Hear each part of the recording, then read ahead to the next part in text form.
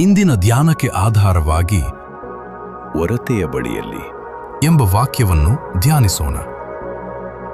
ಯೋಸೇಫನು ಬಹುಫಲವನ್ನು ಬಿಡುವ ವೃಕ್ಷಕ್ಕೆ ಸಮಾನನಾಗಿದ್ದಾನೆ. ಒರತೆಯ ಬಳಿಯಲ್ಲಿ ಬೆಳೆದು ರೆಂಬೆಗಳನ್ನು ಗೋಡೆಯ ಆಚೆಗೆ ಚಾಚಿರುವ ಫಲವೃಕ್ಷದಂತಿದ್ದಾನೆ. ಆದಿಕಾಂಡ 49:22.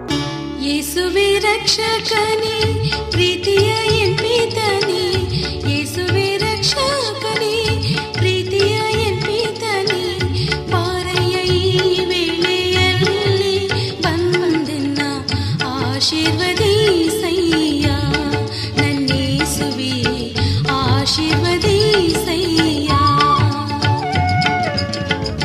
ಯೇಸುವೇ ರಕ್ಷಕನೇ, ಪ್ರೀತಿಯ ಎನ್ಪಿತನೇ, ಯೇಸುವೇ ರಕ್ಷಕನೇ, ಪ್ರೀತಿಯ ಎನ್ಪಿತನೇ, ಪಾರೆಯ ಈ ವೇಳೆಯಲ್ಲಿ ಬಂದೆನ್ನ ಆಶೀರ್ವದಿಸಯ್ಯ, ನನ್ನೇಸುವೇ ಆಶೀರ್ವದಿಸಯ್ಯ.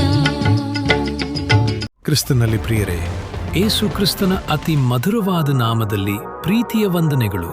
ದೇವರ ವಾಕ್ಯವನ್ನು ದೈನಂದಿನ ಜೀವನದ ಅಂಗವಾಗಿಸಲು ಇಂದೇ ನಮ್ಮೊಂದಿಗೆ ಭಾಗಿಯಾಗಿರಿ. ನಮ್ಮ ಯೂಟ್ಯೂಬ್ ಚಾನೆಲ್ಗೆ ಸಬ್ಸ್ಕ್ರೈಬ್ ಮಾಡಿರಿ, ಸ್ನೇಹಿತರೊಂದಿಗೆ ಹಂಚಿಕೊಳ್ಳಿರಿ. ಒರತೆಯ ಬಳಿಯಲ್ಲಿ ಯಾಕೋಬನ ಮಕ್ಕಳಿಗೆ ಕೊಡಲ್ಪಟ್ಟ ಆಶೀರ್ವಾದಗಳು ಯೋಸೇಫನಿಗೆ ಕೊಟ್ಟ ಆಶೀರ್ವಾದಗಳು ಬಹಳ ರಮ್ಯವಾದವುಗಳು. ಯೋಸೇಫನು ನೀರಿನ ಬುಗ್ಗೆಯ ಬಳಿ ಇರುವ ಫಲ ಕೊಡುವ ಗಿಡ. ಒಂದು ಗಿಡವನ್ನು ಬರಡು ಭೂಮಿಯಲ್ಲಿ ನೆಡಲ್ಪಡುವುದಾದರೆ ಆ ಗಿಡ ಫಲ ಕೊಡಲಾರದು. ಆದರೆ ನೀರಿನ ಬುಗ್ಗೆಯ ಬಳಿ ನೆಟ್ಟಲ್ಪಟ್ಟ ಗಿಡವಾದರೂ ಬಹಳ ಫಲ ಕೊಡುವುದು. ನೀವೂ ಸಹ ನೀರಿನ ಬುಗ್ಗೆಯ ಬಳಿ ನೆಡಲ್ಪಟ್ಟಿರುವಿರಾದರೆ ಕರ್ತನಿಗಾಗಿ ಫಲ ಕೊಡುವಿರಿ. ನೀರಿನ ಬುಗ್ಗೆ ಏನನ್ನು ಸೂಚಿಸುತ್ತದೆ? ಅದು ಪರಿಶುದ್ಧಾತ್ಮನನ್ನು ಸೂಚಿಸುವುದು. ಯಾವ ಒಬ್ಬ ಮನುಷ್ಯನು ಪರಿಶುದ್ಧಾತ್ಮನೊಂದಿಗೆ ಆಳವಾದ ಸಂಬಂಧವನ್ನು ಇಟ್ಟುಕೊಂಡಿರುವನೋ ಅವನು ಬಹಳವಾಗಿ ಫಲ ಕೊಡುವನು. ವರಗಳು, ಫಲಗಳು, ಮಹಿಮೆಯು ಅವನಲ್ಲಿ ತುಂಬಿರುವವು. ಹೇರಳವಾದ ಫಲಗಳನ್ನು ತುಂಬಿರುವ ಮರಗಳನ್ನು ನೋಡುವಾಗ ಸಂತೋಷಪಡುತ್ತೇವೆ. ಆದರೆ ಆ ಫಲದ ರಹಸ್ಯವೇನು ಗೊತ್ತೇ? ಆ ಮರದ ಬೇರು ನೀರಿನ ಬುಗ್ಗೆಯೊಂದಿಗೆ ಎಡೆಬಿಡದೆ ಸಂಬಂಧವನ್ನಿಟ್ಟುಕೊಂಡಿರುವುದೇ ಆಗಿದೆ. ಇದರಂತೆಯೇ ಆತ್ಮನ ಫಲಗಳಿಂದಲೂ ವರಗಳಿಂದಲೂ ಮಹಿಮೆಯಿಂದಲೂ ಕೂಡಿದ ದೇವಸೇವಕರ ರಹಸ್ಯ ಪರಿಶುದ್ಧಾತ್ಮನೊಂದಿಗೆ ಅವರು ಎಡೆಬಿಡದೆ ಅಡವಾದ ಸಂಬಂಧವೇ ಆಗಿದೆ. ದೀಪ ಪ್ರಕಾಶಮಾನವಾಗಿ ಉರಿಯುವುದನ್ನು ನೋಡಿ ಆನಂದಿಸುತ್ತೇವೆ. ಆ ಪ್ರಕಾಶಮಾನವಾಗಿ ಬೆಳಗುವ ಬೆಳಕಿನ ರಹಸ್ಯವೆಂದರೆ ಆ ದೀಪದ ಬತ್ತಿ ಎಣ್ಣೆಯೊಂದಿಗೆ ಸದಾ ಇಟ್ಟುಕೊಂಡಿರುವ ಸಂಬಂಧ. ನಿಮ್ಮ ಜೀವಿತ ಪ್ರಕಾಶಿಸಬೇಕಾದ್ರೆ ನಿಮ್ಮ ಆಂತರ್ಯವೆಂಬ ಬತ್ತಿ ಪರಿಶುದ್ಧಾತ್ಮನೊಂದಿಗೆ ಐಕ್ಯವುಳ್ಳದ್ದಾಗಿರಬೇಕು.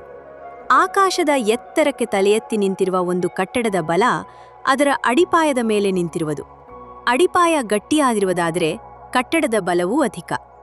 ಯೋಸೇಫನ ಜೀವಿತವನ್ನು ತಿರುಗಿ ನೋಡಿರಿ. ಚಿಕ್ಕ ಪ್ರಾಯದಿಂದಲೂ ಅವನು ಪಟ್ಟ ಕಷ್ಟಗಳು ಅನೇಕವು. ಸಣ್ಣ ವಯಸ್ಸಿನಲ್ಲಿ ತಾಯಿಯನ್ನು ಕಳೆದುಕೊಂಡನು.